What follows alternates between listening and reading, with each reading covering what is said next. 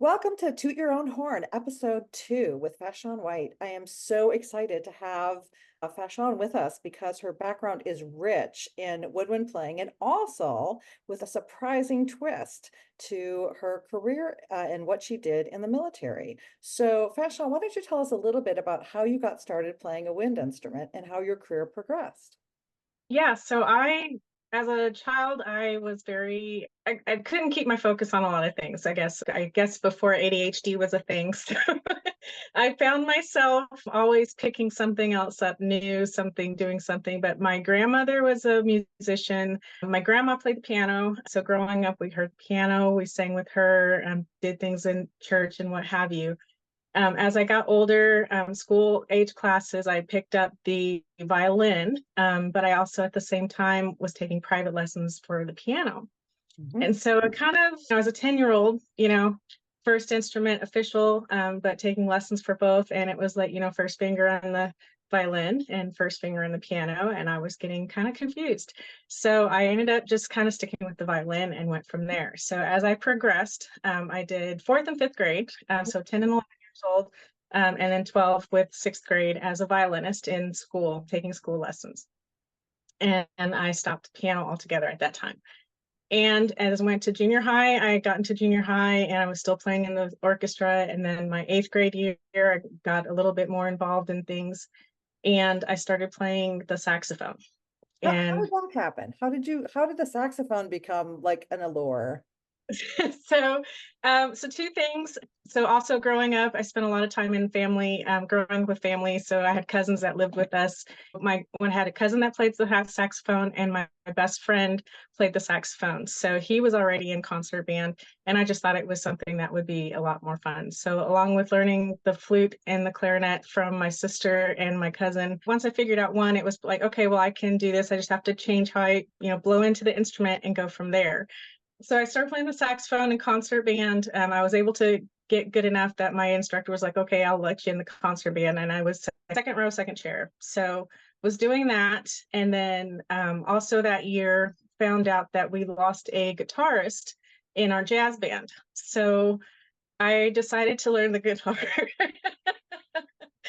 And I went from playing the guitar in jazz band, and then the next year we lost a bassist, so I picked up the bass, the electric bass, and then it went from that to my ninth grade year we lost a drummer, so I picked up the drums, and How so I was taking. I mean, like, how did it make it must have been like an incredible euphoric high to play all these instruments. What was it that made you want to do this? Like, tell me about that experience. Like, what was it that made that connection for you? I think I just had so much fun. It's like between the different types of music and people that I was playing with. It was just I was playing with all my friends, and it was something that I enjoyed. So, I mean, it wasn't that I was bad in school otherwise. It was just that was just the more fun part of school for me. And well, in high school, I actually started taking summer classes so that I could take more music classes during the year. It's so funny. But yeah, so it that kind of springs. So that was my junior high. That kind of springboarded into high school, and then I went from. I thought I was going to play saxophone in the marching band, and that was not the case. My high school band director found out that I played the trap set in the jazz band, and so he wanted me to play the toms or the quads in marching band. So I was like, okay, let's do this. And I just figured, okay, well, when marching band season was over, I'd go back to symphonic band and play the sax. So I was like, that was what I figured was going to happen, and that didn't happen either. Symphony season came up and marching band was over, and he's like, hey, you've done so well with all these other instruments. I really need a bassoonist. Do you think you could figure this out? And again, I was just like, well, sure. Just give me a fingering chart. Show me how to put this thing together. And it kind of went from there. I mean, what is it that it doesn't intimidate you at all? Like, can you describe for anyone listening what it's like for you to just pick something up and try to figure it out? Like, what is it? What is it about being able to do this? Because for a lot of people that are listening, they're like completely intimidated by the thought of just picking up any of these instruments and trying. Can you tell the I, audience what makes you just say, I, jump in head first? so I think that I think what scares a lot of people is I think they're concerned about reading music. I'm like, can they read the music? It's like, well, yeah, you have to be able to do that. That's unquestionable. But it actually got to the point where it's like my brain connects in a different way, I guess. So I can look at the music and I can understand where my fingers need to go for that note for that particular instrument. Now, if we have to stop and check in a note during, if a chord sounds weird, I still have to go through and like, okay, that's E, that's A, that's, I have to still do the check, the FACE and EGAD and all that stuff. It's like, but I just know that when I'm playing, it's like my brain just automatically connects from my head to my fingers, and I just know what I'm supposed to do. And there's also the part of it of the blowing part of it and the sound part of it. And how do you feel about putting those things together? Like how does that work for you? I think I just connect that as being a singer, having had the vocal experience as well. So then knowing what the instrument is supposed to sound like, I just try to make sure that I keep that sound. So it's not necessarily something that I think about anymore. It's just something that just happens. You're a singer. If you've sang in your background, singing is a good start to playing a wind instrument. I feel like, yeah, I think so, because one, you have that recognition of what the note is and what it's supposed to sound like. You should be able, if you're a good singer, you should be able to tell if a note is flat or if a note is sharp, or if you need to, adjust to make sure that you're singing in the proper tone. To be able to adjust in the moment helps you to know what you need to do. So then when you're doing that as an instrumentalist, okay, you can only do so much putting the fingers in the right place. But if you're concentrating and you're thinking about it and you're focusing on what that note is supposed to be, and you understand what's going on around you, then you're gonna adjust that naturally some other way. So through your mouthpiece, or through your like you said, the embouchure, how much wind you're pushing through, forth. The embouchure being the shape of your face that you have to make a sound on the instrument. Yeah. Yes. How did you feel when you played them? Relaxed and happy, and depending on the music, of course, I just loved trying to make sure that the music sounded good. That was always, I hope, for most instrumentalists and most musicians, that's your first focus, is trying to make sure it sounds good. And I think I just got the joy from it, that knowing that I could do that not only with one instrument, but with several different instruments. And then I think it was just the confidence in me, building confidence and saying, well, okay, I did that. And if I can do that, I can do this. And I've done that now. So I can just kind of continue hopping on that training and getting more and more, building more and more confidence. And I think that helped me as well. And the more you practice, it's building discipline in yourself. And again, for me, it's just the relaxation, the practice and everything that goes with it. Kind of like a meditation almost. It's like you get to that point where, and especially once if you've been struggling on a piece or struggling on a section of the music, and you finally get to that point where you can get it right, it's so exciting just to be able to say, okay, it may have taken me this long, and but I can do it. I did it. So yeah. I'm happy. It's like I did it. Great. All right. Now let me find the next challenge. Yeah. And it sounds like when you got to playing the flute and the clarinet and the saxophone, from coming off of piano and violin, getting to play with your cousins. And I think you said at one point you lived with them, or in another conversation we had, I think you had told me that was probably brought you a lot of joy, like getting to play with them. Yeah, so I grew up with in the house. It was my mom, my aunt, my grandma, and then it was my little sister, my brother, and three other female cousins. So two sisters, and then one was a single child. So we just all got to hang out together, and we were always together. So even my cousin that was supposedly an only child, she was still, we consider ourselves sister cousins because we were just always in the house together. So we're always doing something. And even if it wasn't like music from school, we were, making our own band. It's like 10 and 11-year-olds and trying new things. And my brother was usually trying to run away from us. but we were always trying something. We were always having a good time. And it was a joyful time for us, because that was something that we could enjoy and do together. And so tell me about that. Would you perform for your family, or would you have jam sessions, or what did that look like in your household? More so the jam sessions. We really never did it as like as a talent show or anything like that. It was just more hanging out and say, well, if you play this and I play this, maybe we can make it sound like whatever is on the radio right now. It sounds like music brought you not only a lot of joy and a lot of connections, but a lot of realization of the power of what you were capable of doing. And it made you realize your strength and power, it sounds like.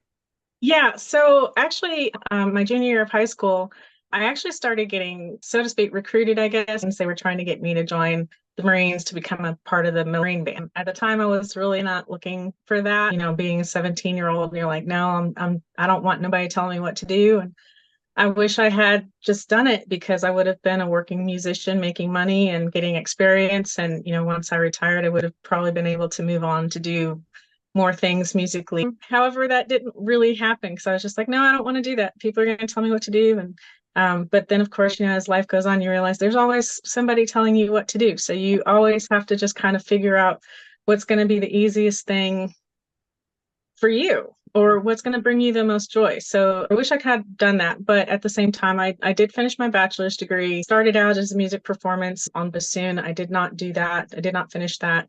I felt like I was being pushed into teaching and I You auditioned at didn't. Juilliard, didn't you?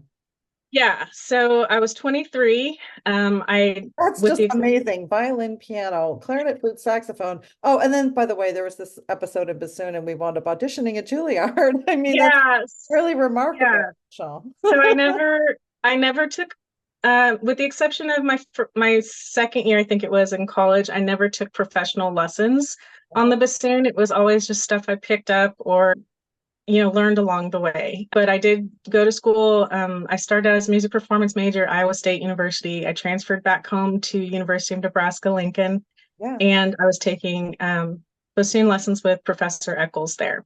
yeah.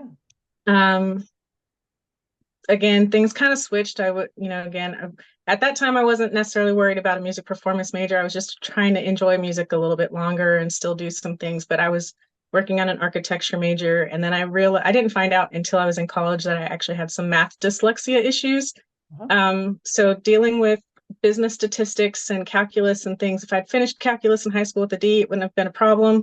But I was like, no, you're bringing my GPA down. I don't want to do that. And I ended up having to retake math like too many times. And I finally got to the point where I was just like, you know what, let me just see where else I can get out of here.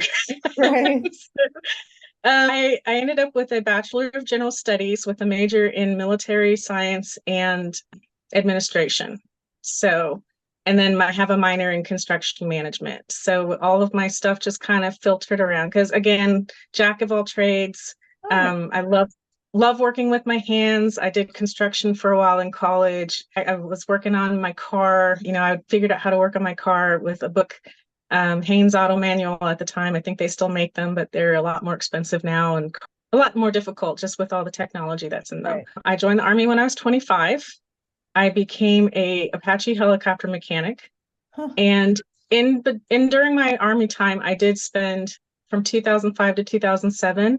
I did spend my time with the 4th Infantry Division Army Band. So I got to play the bassoon, play the upright bass, play the electric bass.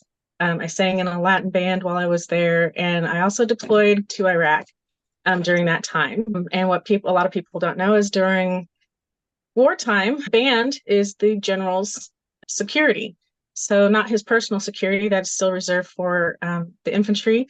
However, the band members are the security for the headquarters. So for a year, I was sergeant of the guard for 4th Infantry Division headquarters in Iraq, and I would be responsible for checking identification, checking security of the building, checking the surrounding areas, also making sure that everybody that entered, since we all carried weapons during wartime, everybody made to check their weapons, make sure they were cleared before entering the building, things of that nature. So access control, I guess you could say.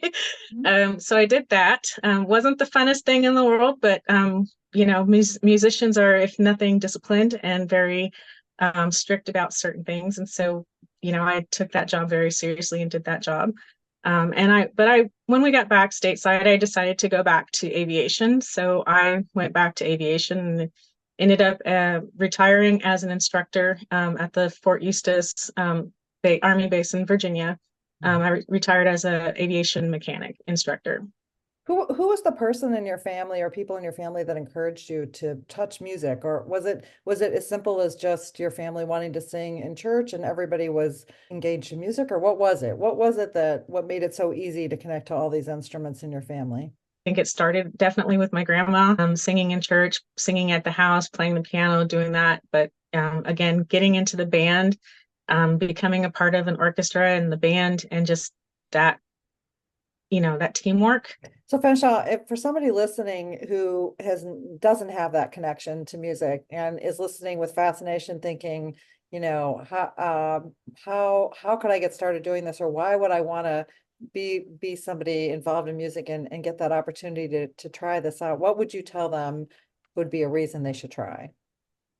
Again, I think the confidence that you get from it is very important in my opinion. I don't think I would have had the courage to try certain things if it wasn't just even for music. Because a lot of people, I mean, I've known people, even friends, they try something once, they're not good at it, and they just kind of stop.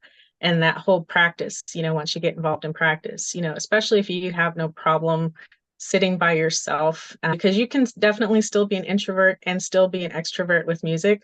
And then that connection, just the connection of other people. And also the joy that you can bring somebody else by playing music. My mom told me once, and it wasn't until I was a lot older, but she told me once that I reminded her of Ella Fitzgerald when I sang.